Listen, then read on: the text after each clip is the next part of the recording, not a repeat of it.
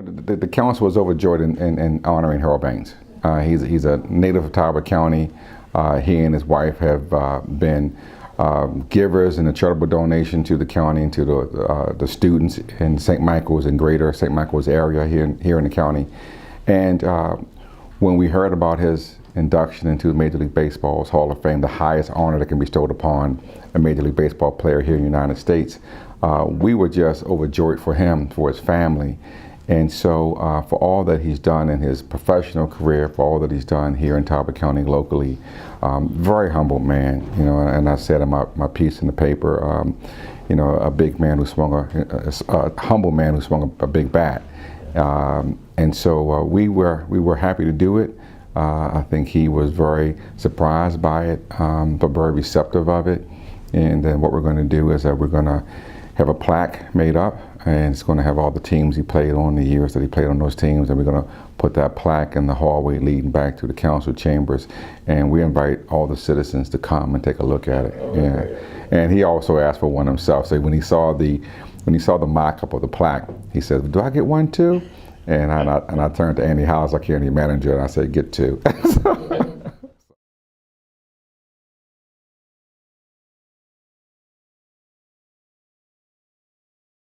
Last year, 2018, the 200th birthday of Frederick Douglass, native son again of Talbot County, American hero, national hero to some. What he's done cannot be understated. So we had a great opportunity. We had some land just south of Queen Anne here in the county, right that borders Caroline County, right across the Tuckahoe River, which if you read the autobiography of Douglass, he states that he was born in Talbot County on the banks of the Tuckahoe. So we had an opportunity to take these acres and refurbish them in a park setting. So we did the groundbreaking last October, I believe. We brought in some dignitaries from the state. The lieutenant governor was there. Members, descendant of the Douglass family, flew in from as far away as California to be with us.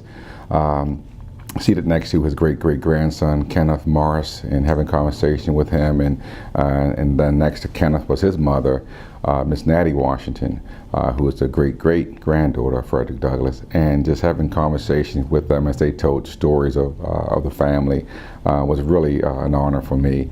So we put together a commission. One of the things that the council wanted to do was to bring citizen involvement into the process of the planning. So we put together this group of citizens to help with the planning of the Douglass Park on the Tuckahoe. So they have not met yet. We're looking to have them assembled early March, I do believe. I have to check back with Cassandra Van, who is our tourism director, and we're going to get this started. Wow, 13th year of that. I had to look back and see where the years went from where we first started this. The MLK Basketball Classic is unique. It's a tri-county event where we bring in middle school students from Caroline County, Dorchester County, and right here in Talbot County. We partner with the YMCA of the Chesapeake, the Talbot County Board of Education. We have great partnership with the Eastern Police Department, the Cambridge Police Department, the Denton Police Department, and joining us this year, the Talbot County Sheriff's Office, as well as the Talbot County Parks and Recs Department, and the Eastern Parks and Recs Department as well. So this is truly a collaborative regional event, a mid-shore regional event that we are so happy to do, bringing these students together for one day of celebration and recognition of Dr. King. It's ongoing recruitment and retention, and here in Talbot County it's no surprise to anyone, well, it shouldn't be any surprise, that we are a 100% volunteer fire force in the county. And as the population grows older, we need to make sure that we have a new group of recruits coming in to assist with the emergency demands here in the county. And so we have been working with the Talbot County Fire and Rescue Association on a number of initiatives to help just do that. And the retention fund, the county puts in money towards their retention fund for advertisement and recruitment efforts. We also have put money aside for what's called a burn fund, and this money can be used by any of the each of the 7 fire departments here in the county, and they receive approximately $10,000 from the county, which is a total of $70,000. And then they can pool that money together, or they can use it independently. And it's to help them to remediate hazardous materials in buildings that they're going to burn for training. So the burn fund came about some 4 or 5 years ago. They were having difficulty getting past MDE when it came to getting these materials out of homes before they burnt them for training. And so the county stepped up and said, okay, find out how much it costs to do that. They gave us a number. We said what we'll do is that we'll put $10,000 per station into the account. You go out and subcontract work for a company to come in, pull everything out, all the asbestos and all the other, again, hazardous burning materials out, and then you go ahead and use it for training. So we've done that. In any other way that the county can assist in recruitment and retention, we're more than happy to step up and do so, because we can't have these men and women spending 8, 9, 10 hours at work and then answering fire calls, and then on top of that have to do their requirement of number of hours of training per year, and then, oh yeah, they happen to be husbands and wives on top of that, so they got to spend some time at home. And so we said we can take some of that burden of training off the table and recruitment off the table and put money into it. So it's still an ongoing effort. Some departments have seen some gains. Last report, we're in the middle of our banquet season for the volunteer fire stations, and so some departments have reported that they're getting people now coming into the doors and filling out applications. It's not across the board, but some departments have seen an uptake on their recruitment.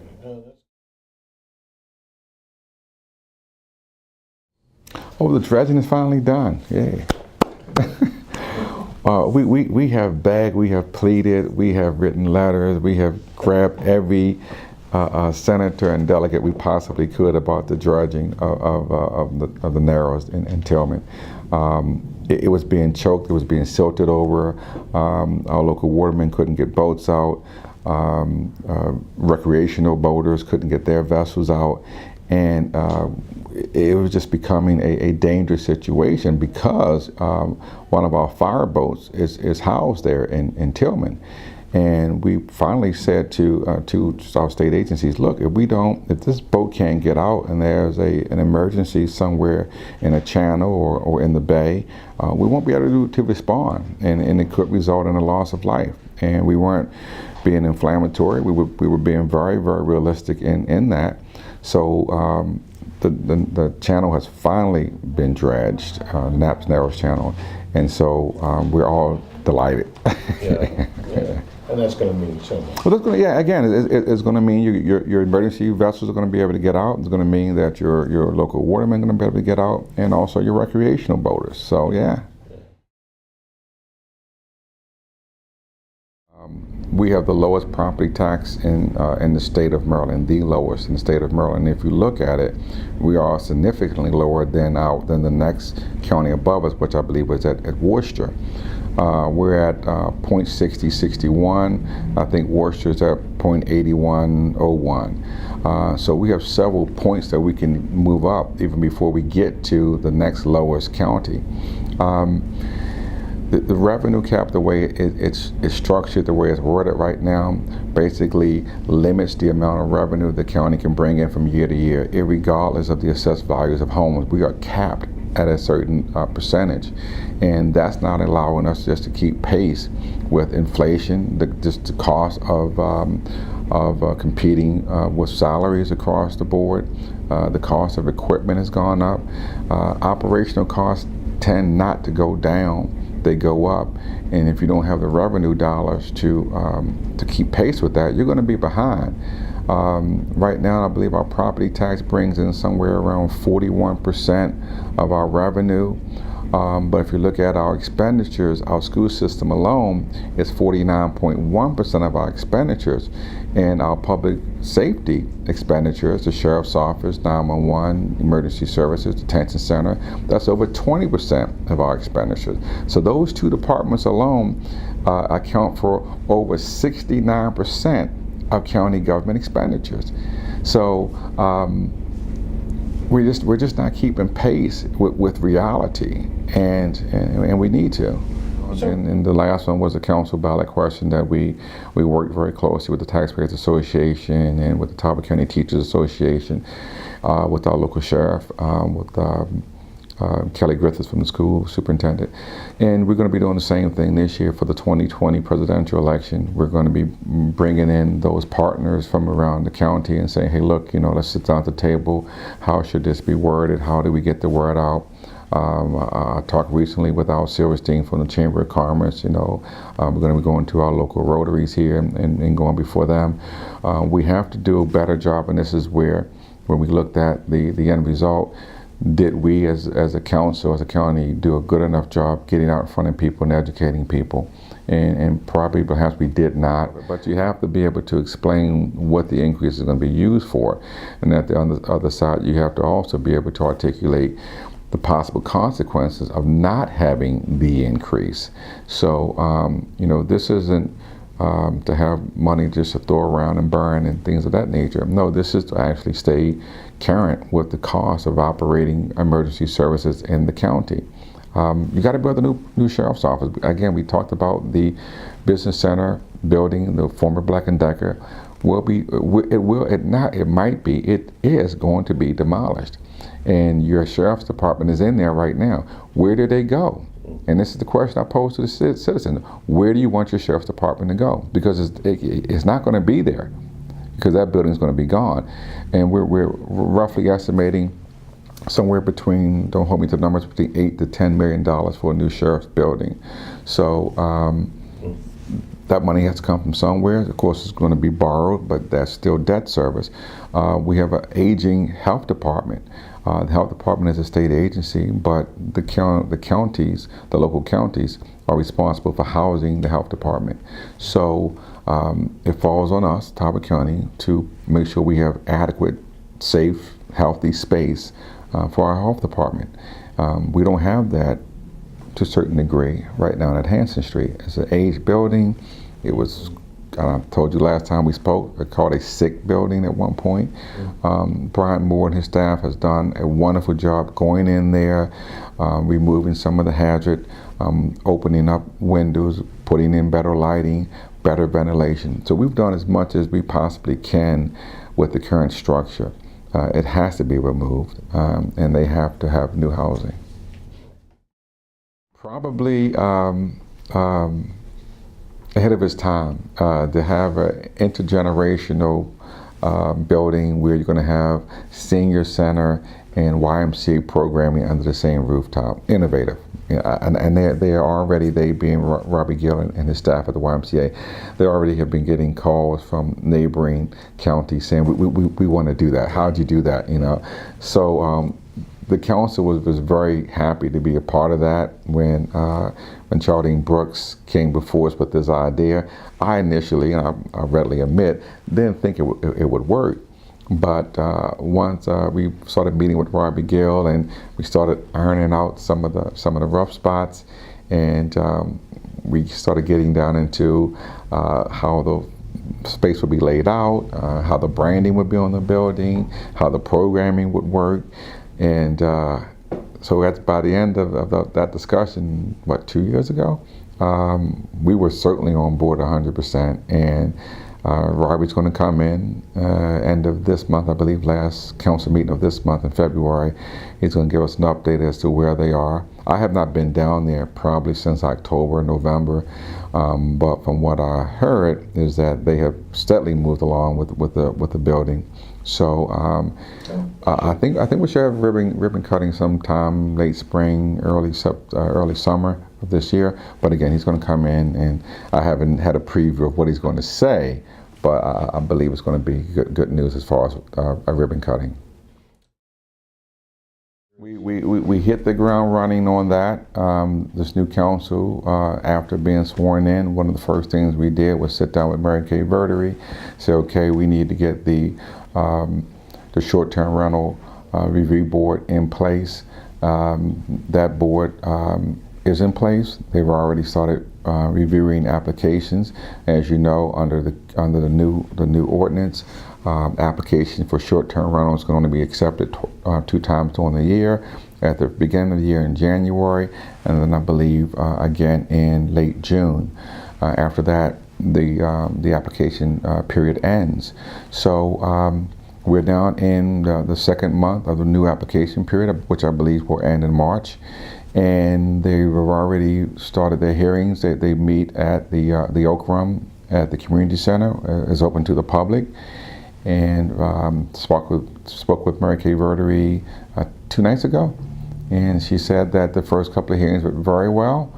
The board is understanding their role. They had probably a day and a half of just review and training with Ms. Verdery and Tony Cooper Smith and Mario O'Donnell from our Office of Law.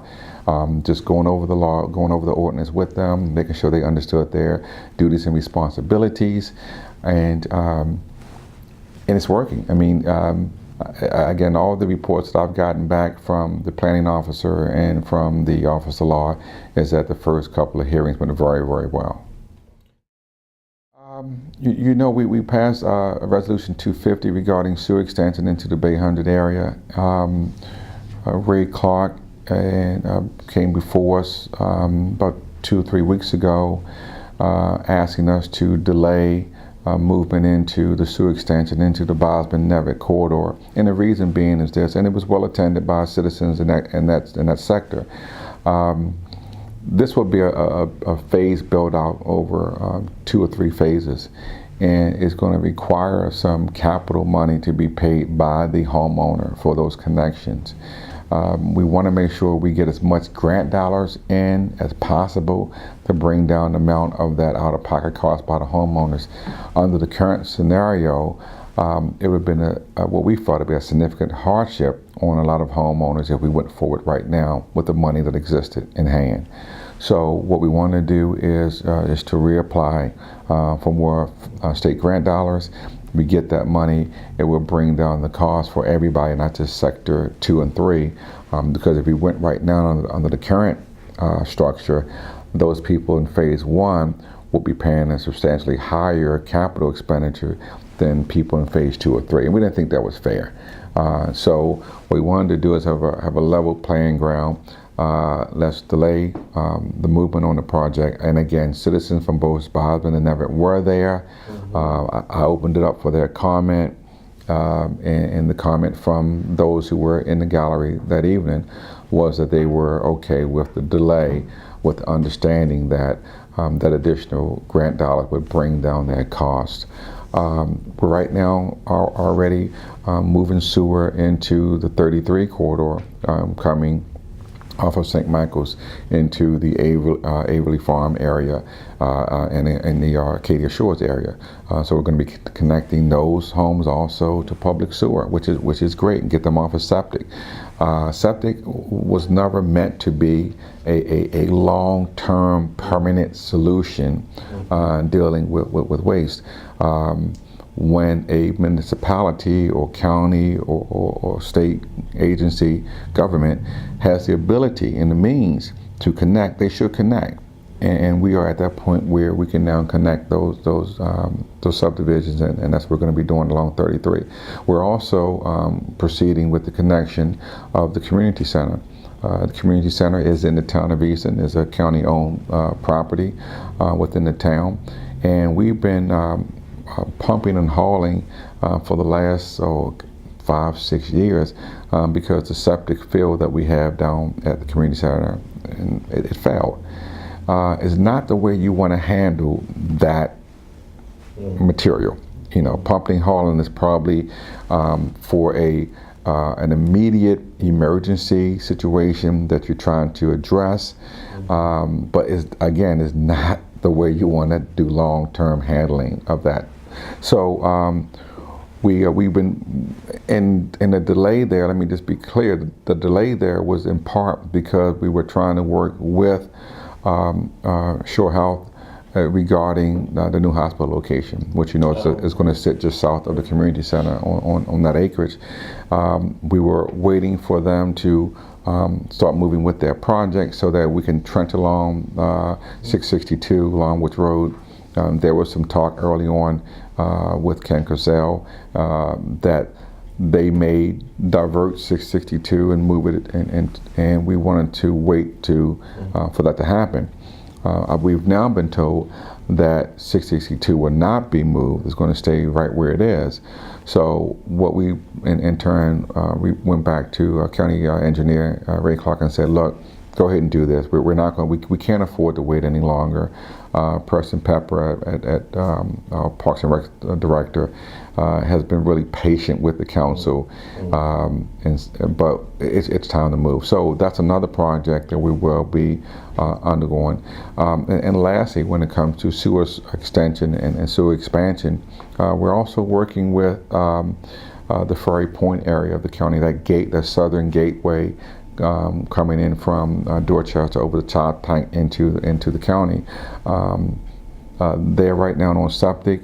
The marina there and some of the other businesses there have come to the county regarding the possibility of an on-site septic system there at Ferry Point that will serve not just those commercial properties, but also those 50 or so residential properties along that shoreline. We're certainly interested in it. We had Rao Company do a feasibility study for us. Then we had another study done by Baines. I wasn't happy with the numbers we got back from Baines, and so the council asked, again, Ray Clark to go back with Baines and Rao and sit down and try to figure out what's the true number for that system. So we're going to be looking into that. There's some other options that are on the table. One includes possibly running the sewer line down 50 and connecting into the town of Trapp if the on-site system is not affordable. So that's something that may not have been publicly known, but we are looking also into how to provide on-site sewer disposal in the Ferry Point area.